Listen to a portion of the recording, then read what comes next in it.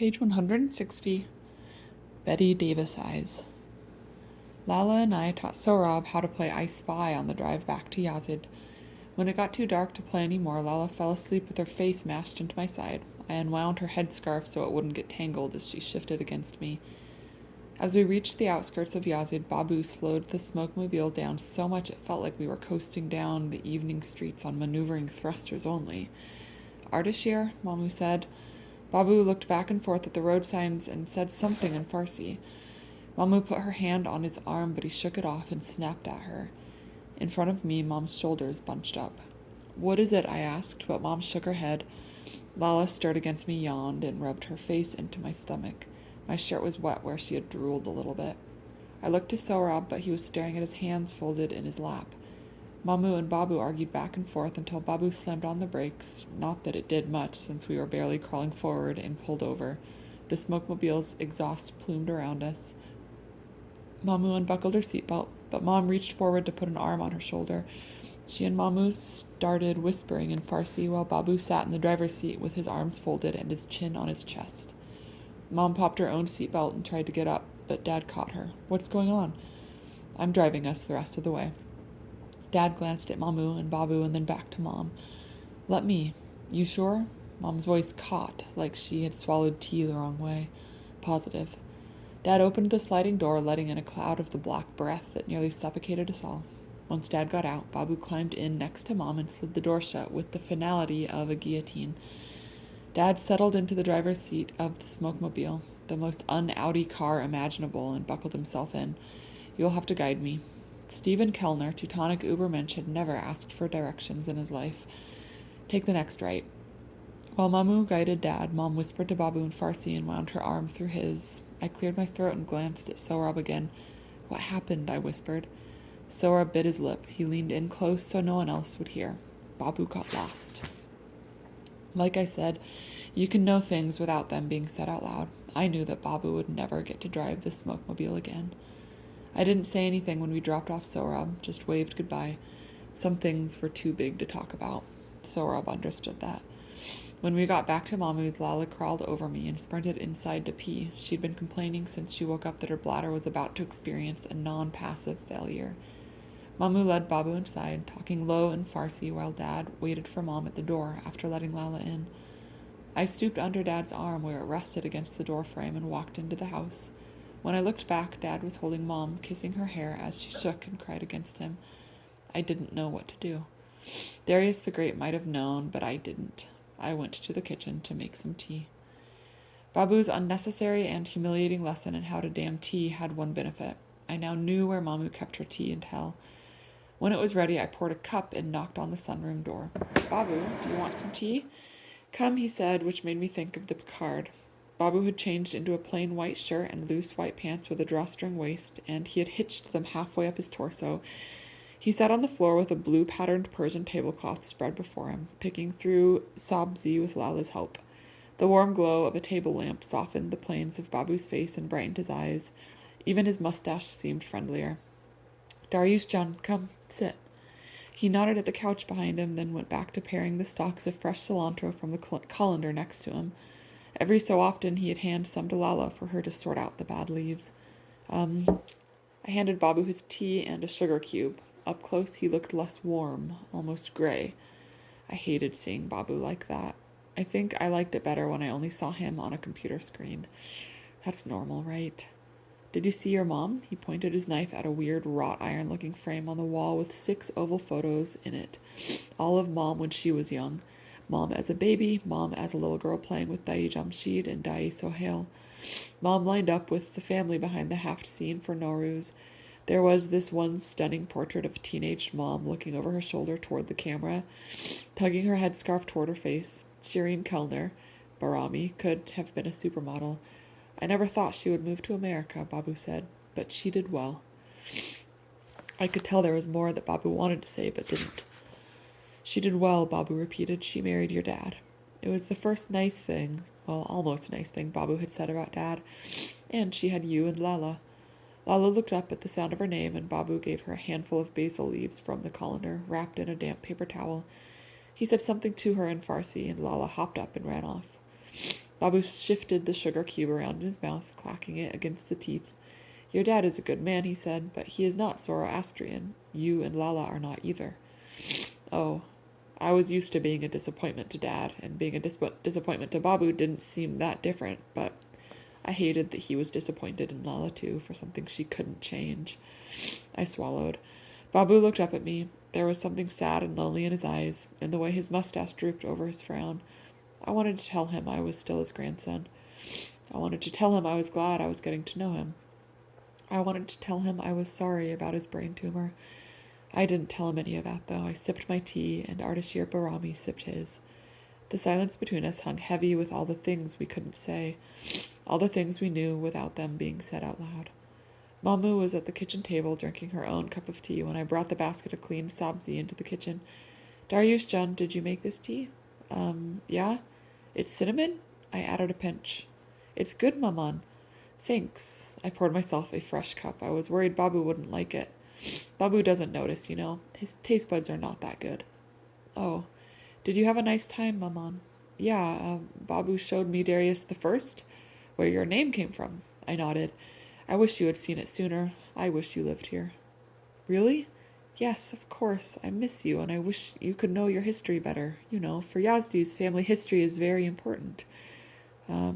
But I am happy for you living in America. I sipped my tea. Is Babu okay? Mamu smiled at me, but her eyes had turned sad. Fariba Barami had the kindest eyes in the entire galaxy. They were huge and brown with little soft pillows under them. Mom called them Betty Davis eyes. I had to Google who Betty Davis was. It turns out someone wrote a whole song about her eyes. Mamu said, Babu's okay. I knew he wasn't okay. Not really. She didn't have to say it out loud. I love you, Mamu. I set down my tea and hugged her. I love you too, Maman. She kissed me on the cheek, and then she smiled again. Do you like broccoli? Sure.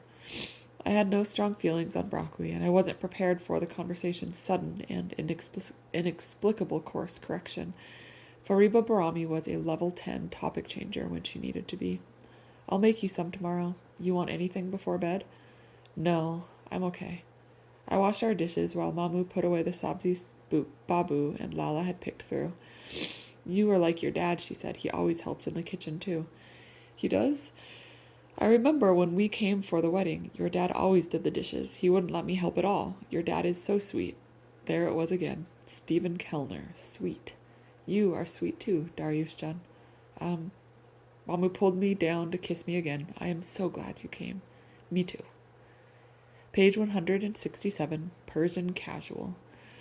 Dad woke me up the next morning, shaking my shoulder. You naked? What? No. Good. Happy Nowruz, Darius. Dad rubbed my hair. He didn't even comment on its length. Happy Nowruz, Dad. Like I said, there were special rules for Star Trek, or at least there used to be before Dad changed them on me. Rules where we got to be a real father and son. At Nowruz, the same rules applied, but this time our father-son relationship had an audience. The dancing fan had been creeping up on Dad, a relentless Borg drone determined to assimilate us both, but as soon as he glanced at it, it stopped moving. Resistance was futile. Better get dressed, your Uncle Sohail is coming soon. What time is it? Almost 10. Come on, before the kitchen gets taken over. Dad poured me a cup of tea and sat next to me as I ate my sengak and feta cheese. Nuni sengak is a flatbread baked on a stone. It's kind of chewy unless you toast it, which I did, using the gleaming deluxe toaster oven Mamu kept on the counter. It was all brushed steel with digital readouts and touch-sensitive controls. It was the USS Enterprise of toaster ovens. Back home, we had bacon and eggs for breakfast on holidays, or on days when Mom was craving bacon, which usually happened if she was stressed at work. But you couldn't get bacon in Yazid. It wasn't halal, which meant it was forbidden in the Islamic Republic of Iran. So I ate flatbread and cheese for breakfast, just like every other teenage boy in Iran, just like Darius the First probably did when he was growing up. I felt very Persian indeed. Happy Nowruz, Darius, Mom said, kissing me on the head while I washed my dishes from breakfast. She was back to using my Iranian name. Happy Nowruz, Mom. She had her hairs in curlers. She was wearing a long, puffy white robe. My stomach experienced a gravitic inversion. Are you dressing up for the party? But I already knew the answer. Just a little bit. Should I dress up too? Whatever's fine. It's just family. Wear something casual. I knew she was lying. Okay. Where's your sister? Watching Iranian soap operas with her grandfather, Dad said without looking up from his sketch pad. He had been refining his sketches of Persepolis ever since we got back. He said it would improve her Farsi. I kind of wanted to go watch Iranian soap operas with my grandfather and improve my Farsi too. If we're not careful, my father may try to kidnap her, Mom said. Where was he when Lala was 2? Mom leaned down to kiss Dad on the temple, which I had noticed was her favorite place to kiss him when other people were around. The shower's all yours, honey, she said. Dad pulled Mom down for another kiss, this one in the corner of her mouth, which was how Dad liked to kiss Mom when they had an audience. Thanks. As soon as Mom went into the living room, I turned to Dad. Persian casual? Dad flipped his sketchpad closed. Persian casual, he agreed. Persian casual covers a wide gamut from slightly more formal than business casual to just shy of black tie or full military dress. Button-up shirt and dress pants are the bare minimum, maybe a suit jacket depending on the crowd. Back home it meant a tie too, but no one wore ties in Iran. It was considered a Western fashion. Dad ran out of the room in his luggage for any of his suitcase. He ran out of room in his luggage for any of his suit jackets, and I didn't fit in mine anymore, so that left us at a disadvantage as far as looking more impressive than everyone else. That was the whole point and purpose of Persian casual, as far as I could tell, to make sure you and your family looked more impressive than everyone else, usually by tricking people into thinking the occasion was more casual than it really was. Dad had lots of practice with Persian casual. He knew how to anticipate it. He made sure we were dressed up, though sometimes it backfired. The only thing worse than being perpetually underdressed was being garishly overdressed. Then everyone would whisper behind our backs, in Farsi, of course, about how ostentatious we were. Mom insists the entire concept of Persian casual is all in our heads. She always says we look fine even if we are in shorts and t-shirts while everyone else is in button-ups and jackets. She says we're just being self-conscious. Maybe it's a social cue. I waited for Dad to finish before I went to my own bathroom, with the squatting toilet, which honestly wasn't that bad once I got used to it, to shower and get dressed. With a house full of people all trying to achieve Persian casual, there wasn't much hot water left. I wore my dark gray dress pants and a turquoise button-up with these subtle leaf patterns on it, the kind you could only see in a certain light. It was kind of slimming. I liked the way it looked on me. I almost felt handsome. Almost. Dai Sohail arrived a little after noon with his wife and 2 sons. Dai Jamshid wasn't supposed to arrive until later. Dai Sohail looked exactly like Babu, a younger version from some parallel quantum reality where Babu was capable of smiling. Dai Sohail and his wife, Zandaya Zimin, took turns kissing me on both cheeks, hugging me, kissing me again, until Dai Sohail stepped back and patted my stomach. Where did this come from, Dai? All those medicines? Even Stephen Kellner had never pointed my stomach out to me. I didn't know what to say. Darius John, Zandai Simin said, welcome to Iran. Zandai means mother's brother's wife. My Zandai's voice was deep and smooth like an elven queen's. Her accent was thicker than Dai Sohail's too. All her consonants were sharpened, and she said welcome as welcome. Thank you, Zandai. Eid o Shoma Mobarak. That's the traditional Nowruz greeting for someone older than you. My aunt and uncle smiled at me. It was the kind of smile you give a toddler who's finally managed, after months of intensive training, to use the potty on his own for the first time. Dai Sohail took my face in his hands. Eid to Mobarak, Darius John. That is how you wish a happy Nowruz to someone younger than you. Dai Sohail kissed me on each cheek again, patted my belly one last time, and went inside. I was so ashamed. Happy Nowruz, Darius, Sohrab announced when I answered the door. He was dressed Persian casual too, though his shirt was white with a sort of striped texture to it that caught the light down his sides. He had done something to his hair so it stood up in soft spikes that shone in the hallway light. I had put gel in my hair too, but all that did was make the black curls shinier and stiffer. Sohrab smelled nice, like rosemary and leather, but he hadn't overdone it. He had avoided the genetic predisposition many true Persians had toward using too much cologne. Eid to Mubarak, I said. You could also use to for someone you were very close to. Sohrab squinted at me, then held the door open for the woman behind him to enter. She was short, almost squat, but her hair was so huge once it was freed from her headscarf that it took up the whole room. Sohrab said, Mamam, this is Darius, Aga Barami's grandson. Sohrab's mom leaned her head back to look me up and down. Eid Shoma Mubarak, Kanun Rizai, I said. Happy Nowruz, she said. Her voice was throaty and sandy and loud. It's nice to meet you. She smiled, and her eyes crinkled up just like Sohrab's. Thank you. She pulled me down by my shoulders and kissed me on both cheeks, then let go of me to find Mamu. Is your dad coming, or your Amu? Sohrab chewed on the inside of his cheek for a moment. No, just me and my mom. We always come for Nowruz. Amu Ashkan goes to feast. Feast? The Baha'i celebration. Most of the Baha'i families go. Oh, I was going to ask more, but then I heard Sohrab's mom let out a cry and charge across the sea of Baramis, separating her from her target. My mom loves Mamu, he said, and his squint was back. She is special, you know. I did know. Sohrab didn't have to say it out loud. We all had to take pictures behind the Haft scene. Lala and I sat on chairs from the dining room while Mom and Dad stood behind us. Persians have mastered the ancient and noble art of the awkward family photo. In fact, we probably invented it. True, non-fractional Persians refuse to smile in photos unless they are tricked into it, or have been talked into it with a combination of pleading, guilt-tripping, and high-level taroving. Dad smiled behind me. He had very straight, very white teeth, exactly what you would expect from his Teutonic heritage and years of aggressive dentistry. And Lala smiled because she was Lala, and Lala was always smiling. But Mom just pursed her lips, which is as close as she came to smiling unless you surprised her. I tried to smile too, but my face felt weird and rubbery, and it came out as a half smile, half constipated look. Dai Jamshid snapped a few pictures of us, and I thought we were done. I was wrong. Everyone needed pictures with their own family units, with Mamu and Babu, with me, Lala, Mom, and Dad. I kept getting pulled into different photos with different arms over my shoulders or around my waist every few minutes. My family was everywhere. And even though I hated getting shuffled around and grabbed by my love handles, my rubbery, constipated face did relax into a smile. I had never been surrounded by my family before. Not really. When Dai Jamshid started herding us together into a big group photo, my eyes started burning. I couldn't help it. I loved them. I loved how their eyelashes were long and dark and distinct, just like mine, and how their noses curved around a little bump in the middle, just like mine, and how their hair cowlicked in 3 separate places, just like mine. Darius, you okay? Dad said. He had gotten squeezed into the very back with me since we were taller than everyone else. Yeah, I clucked. Dad put his hand on my back and gave me a little wiggle. You're so lucky to have this big family. I was lucky. That well inside me was ready to burst.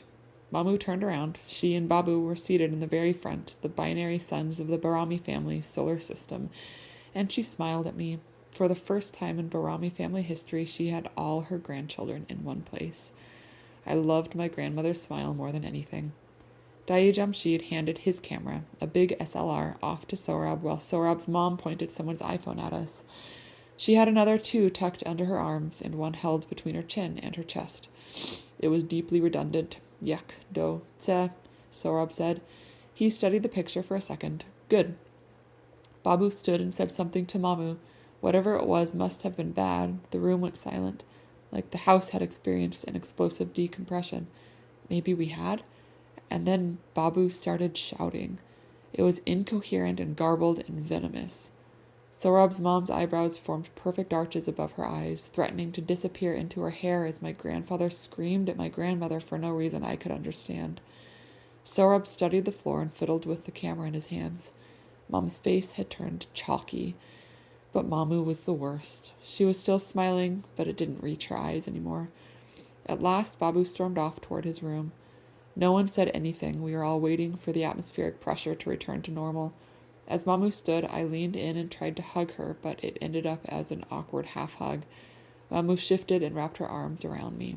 Her face was wet against my shoulder. I hated that she was crying. I hated that Babu had treated her like that. Thank you, Maman. I will be fine. What happened? Nothing. It's okay. Mamu kissed me on the cheek and then pulled away, disappearing into the bathroom with Mom right behind her. Without our binary stars holding us together, our orbits decayed into the Barami family solar system, succumbed to entropy, and broke apart. He does this sometimes, Sohrab said, gets angry for no reason, because of the tumor. Oh, that's not how he really is. Ardashir Barami had always seemed severe to me, for as long as I had known him, even when I was a child and he was a scary figure on Mom's computer monitor with a gruff voice and a bushy mustache. So I wasn't sure I believed Sohrab. not entirely. But it was nice to imagine a version of my grandfather that didn't make my grandmother cry. Maybe we should make some tea, I said. That's all I ever knew how to do, make tea. Sure. The kitchen was empty. Everyone had abandoned ship after the photo fiasco, but the steam-filled air was bursting with the scents of turmeric and dill, and rice and salmon and dried Persian limes. Mamu had a huge piece of fish in the oven, and sabzi pulao cooking on the stove, and plates of every kind of torshi known to mankind, even the lemon one, which was my favorite. Sorab's stomach grumbled. Your fast is over today, right? At sunset. The kettle was already steaming, but the teapot was empty except for the dregs of the last batch. I shook it out over the sink and started a new pot. While we waited, Zandai Simin came in with an empty teacup. Oh, thank you, Darius John. She said something in Farsi to Sorab, who nodded back at her. He looked at me and then back to her. His cheeks were turning red. I didn't know anything could make Sorab blush. It made me like him even more. I said. Darius John Zandai Simin said, I am so happy to meet you. Me too, I said. I started blushing a little myself. I love you very much. She said something to Sorab again and then said, My English is not very good. No, I said, it's terrific. Thank you, she said. Sorab will help to... She looked at him. Translate, he said. She nodded. Any questions you have? Oh, I swallowed. I had only spoken to Zandai Simin a few times over the internet. Usually she just talked to Mom in Farsi. I had so many questions inside me. All I knew about our family was the little bits I heard from Mom. I wanted to know what our family's stories were. I wanted to know the things Mom wouldn't think to tell me, things she knew but never said out loud because they were a part of her. I wanted to know what made the Barami family special. My neck started to prickle. I wanted to know about growing up in Iran. I wanted to know what my cousins were like when they were kids. I wanted to know what Zandai Simin had done with her life. My aunt was offering me a treasure, a hoard of jewels worthy of Smaug the Terrible, the dragon, not the water boiler, and I was too paralyzed to reach out and select a gem. Zandai Simin smiled patiently at me. Simin Kanum, he said. Tell him about Babu and the Aftaba. Zandai Simin laughed. So, Rob, she said something in Farsi, something that made him blush harder, but he laughed too. Darius John, you know what Aftaba is?